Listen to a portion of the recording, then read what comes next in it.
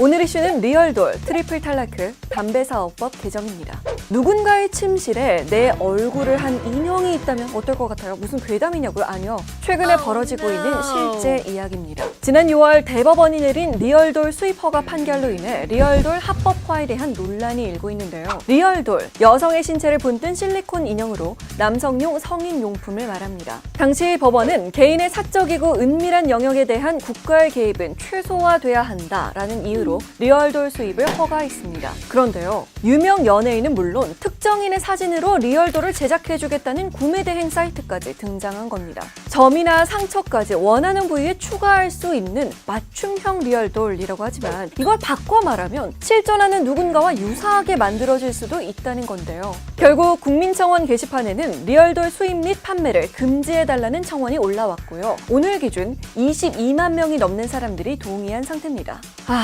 어디까지가 개인의 사적이고 은밀한 영역이라고 말할 수 있을까요?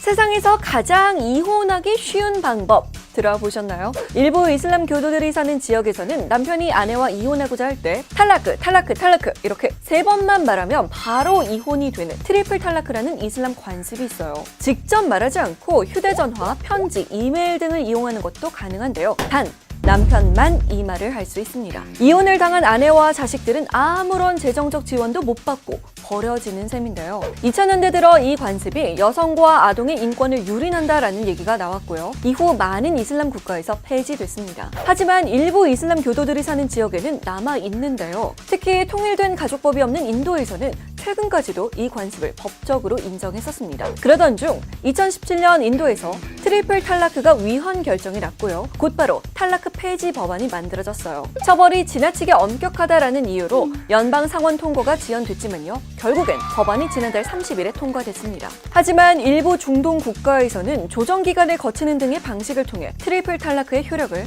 여전히 인정하고 있다네요.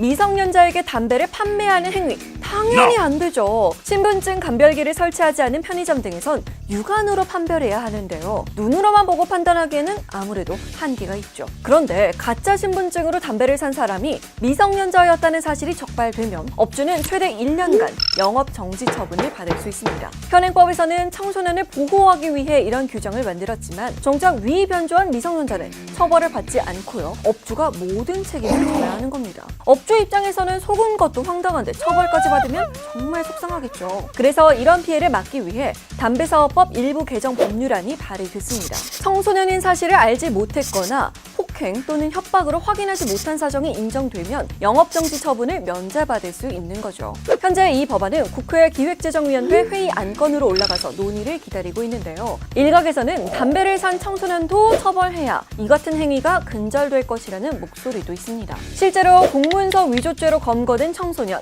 최근 10년간 16,000여 명에 달하지만요. 청소년 범죄는 대부분 기소유예로 끝납니다. 법을 바꾸기도 해야 되지만 신분증 위변조 행위를 막을 근본적인 대책도 필요하지 않을까요? 8월의 첫날입니다. 저는 근데 8월 첫날부터 담이 걸려가지고 여기 너무 아파요. 우리 건강한 8월 보내자고요. 구독과 좋아요 잊지 말아요. 내일 만나요. 안녕!